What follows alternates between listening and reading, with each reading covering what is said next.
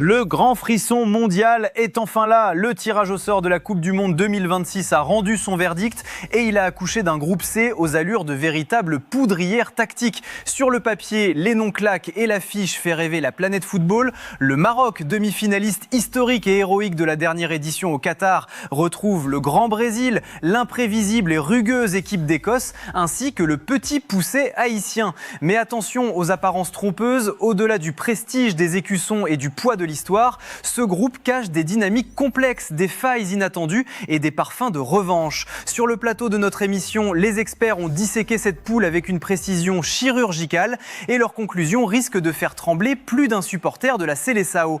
Mais avant de plonger dans le choc des titans, il est absolument crucial de poser le regard sur l'invité surprise et magnifique de ce groupe, Haïti. Classée aux alentours de la 83e place mondiale, l'équipe caribéenne s'apprête à vivre un moment d'histoire pure. C'est seulement leur deuxième participation à une phase finale de Coupe du Monde, la première remontant à 1974, soit une attente interminable de 52 ans. Pour le peuple haïtien, traversé par un contexte sociopolitique extrêmement lourd et complexe, cette qualification dépasse infiniment le simple cadre du sport. C'est un véritable exutoire, une parenthèse enchantée, le retour d'une fierté nationale sur la plus grande scène du monde. Sur le plateau, l'analyse est unanime, bienveillante mais réaliste. Leur Coupe du Monde est d'ores et déjà une réussite totale. S'ils sont logiquement désignés par tous les chroniqueurs pour terminer à la 4e et dernière place du groupe, attention au complexe de supériorité pour leurs adversaires. Haïti ne viendra pas faire du tourisme. Ils joueront avec le cœur, probablement regroupés dans un bloc bas très difficile à contourner, prêts à accrocher un match nul héroïque contre une équipe qui ferait l'erreur de les prendre de haut. Pourtant, la véritable secousse tellurique de ce débat ne concerne pas le petit pousset, mais bel et bien le géant sud-américain. Le Brésil, quintuple champion du monde, la nation du Joga Bonito, est-il toujours cet ogre intouchable qui terrifie ses adversaires dans le couloir des vestiaires ? À la stupeur générale, la réponse d'une partie de nos analystes est un non catégorique. Et les mots employés sur le plateau sont d'une dureté implacable. Le chroniqueur Soura lâche une véritable bombe analytique. C'est un Brésil extrêmement faible. L'affirmation fait l'effet d'un coup de tonnerre, mais elle est méthodiquement étayée par des arguments cliniques. Cette équipe du Brésil ne fait plus peur. Elle est devenue vulnérable, lisible, presque banale. Le mythe est sévèrement écorché et dans un groupe C où le moindre faux pas se paiera au prix fort, cette terrible crise de certitude pourrait se transformer en véritable cauchemar dès la première journée de compétition. Pourquoi la mythique Seleção inspire-t-elle aujourd'hui un tel scepticisme sur notre plateau ? Pour comprendre ce déclassement, il faut plonger les mains dans le moteur brésilien et réaliser une véritable autopsie tactique. L'argumentaire déployé par les experts est clinique et il commence par le secteur offensif. Sur le papier, le Brésil possède une armada qui fait saliver n'importe quel entraîneur de la planète. Vinicius Junior, Rafinha, Gabriel Martinelli, des stars incontestées dans les plus grands clubs européens. Pourtant, sous le maillot jaune, le constat est dramatique. Aucun de ces joueurs n'a encore réussi à s'imposer comme le leader offensif absolu, le dépositaire du jeu capable de porter la nation sur ses épaules comme le faisaient les légendes du passé. Le talent est là, mais l'âme manque cruellement. À cette crise de leadership s'ajoute un véritable coup dur tactique souligné avec justesse par Abdou, la blessure de Rodrigo. Le public sous-estime souvent l'impact du joueur du Real Madrid, mais son absence est un séisme pour l'animation brésilienne. Rodrigo n'était pas seulement un ailier, il était le liant, le joueur capable d'animer le côté gauche tout en offrant une liberté vitale à Vinicius Junior dans un système hybride. Sans lui, le côté gauche est déséquilibré. Si un joueur comme Matheus Cunha ou un autre profil est appelé à compenser, l'association n'aura jamais la même fluidité ni le même rendement. Si l'attaque balbutie, le cœur du jeu n'offre aucune garantie supplémentaire. Le double pivot au milieu de terrain inquiète profondément les observateurs. Associer l'énergie de Bruno Guimaraes à un Casemiro décrit sans filtre comme étant en fin de carrière est un pari extrêmement risqué pour une compétition à haute intensité. Le déclin athlétique de l'ancien madrilène pourrait transformer le milieu brésilien en une zone de transit béante pour les attaques rapides de ses adversaires. Finalement, la seule véritable satisfaction de cet effectif réside dans sa charnière centrale où le duo Gabriel Marquinhos offre de solides garanties. Mais une une défense, aussi solide soit-elle, ne suffit pas à faire gagner une Coupe du Monde si la machine offensive est grippée. D'ailleurs, la statistique fait mal à entendre. Le Brésil n'a plus rien gagné sur la scène internationale depuis la Copa América 2019. Une éternité pour un pays qui ne respire que pour la victoire. Et puis il y a l'éléphant dans la pièce, l'homme censé ramener l'ordre dans ce chaos, Carlo Ancelotti. Le technicien italien est une légende vivante du football de club, un bâtisseur de succès au Real Madrid, mais son arrivée à la tête de la sélection brésilienne soulève des doutes vertigineux. Il est arrivé extrêmement tard, ne bénéficiant que de 3 petits rassemblements avant le mondial pour imposer sa patte. Comme le résume brillamment un chroniqueur, Ancelotti a les ingrédients, mais il n'a pas encore trouvé la recette. De plus, l'histoire nous montre que l'entraîneur italien n'est pas réputé pour faire briller ses équipes lors des phases de poule, privilégiant souvent la montée en puissance. Mais dans un format de Coupe du Monde où le premier match vous oppose directement au Maroc, une équipe en pleine confiance, un retard à l'allumage peut être fatal. Pour Soura, la prédiction est claire, nette et sans bavure. Le Brésil va se faire surprendre et perdra son match d'ouverture face au Lion de l'Atlas. Le roi est nu et ses adversaires ont senti l'odeur du sang. Si l'on écarte le géant au pied d'argile brésilien et l'héroïque petit pousset haïtien, le groupe C cache en son sein une équipe qui fait trembler les puristes de la statistique, l'Écosse. Classée à la 43e place mondiale, la Tartane Army ne possède ni les étoiles scintillantes de la Seleção, ni la ferveur créative du Maroc, mais elle apporte sur le terrain une valeur inestimable dans une compétition aussi nerveuse qu'une Coupe du Monde, l'art de l'abnégation et la culture du combat physique. L'Écosse, c'est l'archétype même de l'équipe arbitre, l'équipe relou par excellence, capable d'accrocher n'importe quel favori sur un match fermé. L'analyse de leur effectif par nos chroniqueurs révèle que cette équipe est loin de se résumer à du kick and rush d'un autre temps. Le danger écossais se situe précisément dans son cœur nucléaire, un milieu de terrain dense, puissant et infatigable. Avec des joueurs de la trempe de Scott McTominay qui a véritablement porté l'équipe sur ses épaules lors des qualifications, John McDean et le métronome Billy Gilmour, l'Écosse possède la capacité d'étouffer le secteur créatif adverse. C'est ici que le match face au Maroc pourrait se transformer en véritable bourbier.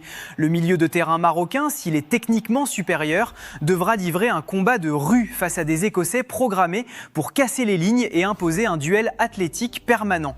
Ce sera une bataille difficile pour les Lions de l'Atlas, où la moindre erreur de concentration pourrait coûter cher. De plus, l'Écosse aborde ce tournoi avec un surplus d'âme, le probable chant du cygne de son capitaine charismatique, Andrew Robertson. Le latéral gauche de Liverpool joue potentiellement son dernier grand tournoi international. Pour cette génération écossaise qui a réappris à gagner sa place dans les grands rendez-vous, l'objectif n'est pas seulement de participer, mais de marquer l'histoire. Mais alors, quel rôle vont jouer les hommes de Steve Clarke dans la dynamique de ce groupe ? Sur le plateau de Canningside, les prévisions oscillent entre le poil à gratter tenace et le cauchemar absolu. Certains chroniqueurs, comme Abdou, voient l'Écosse s'emparer de la 2e place du groupe, derrière le Maroc. Une prédiction qui s'appuie sur la fameuse culture de l'instant des phases de poule, une victoire poussive ou un match nul face à Haïti, un exploit défensif pour accrocher le Maroc ou le Brésil, et la qualification en 16e de finale devient réalité. Ce scénario du match nul, qu'ils affectionnent particulièrement, pourrait en effet leur suffire pour s'extirper d'une poule très serrée, surtout dans ce format à 48 équipes où le goal average et la discipline défensive sont des armes fatales. Si l'Écosse s'installe dans son bloc bas, agressive sur le porteur du ballon et redoutable sur les coups de pied arrêtés, le Brésil et le Maroc devront faire preuve de génie pour percer le mur bleu. Face à un Brésil chancelant et à une Écosse rugueuse, une hiérarchie inédite s'impose sur le papier. Et c'est une véritable révolution dans l'ordre mondial du football. Le Maroc aborde cette phase de poule de la Coupe du Monde 2026, non plus comme un outsider frisson, mais avec le costume lourd et exigeant de favoris incontestés. Sur le plateau, le consensus est total. Pourquoi ? Parce que les Lions de l'Atlas sont aujourd'hui jugés comme l'équipe la plus stable et la plus constante de ce groupe C. Leur épopée stratosphérique au Qatar ne doit plus être vue comme une anomalie. Souvenez-vous du tirage de 2022. Ils étaient tombés dans un authentique groupe de la mort avec la Belgique, alors 2e nation mondiale, la Croatie, vice-championne du monde en titre, et le Canada. Le Maroc s'en était extrait en patron, terminant premier. Aujourd'hui, ils s'avancent avec des certitudes tactiques forgées lors des dernières échéances continentales et des matchs amicaux de prestige, dont une victoire marquante face au Brésil justement. Mais au-delà de la supériorité technique présumée, Ce groupe C transpire l'histoire et la rancœur sportive. C'est un rendez-vous avec les fantômes du passé. Imad, la mémoire du plateau, nous replonge 28 ans en arrière dans le traumatisme absolu du football marocain, la Coupe du Monde 1998.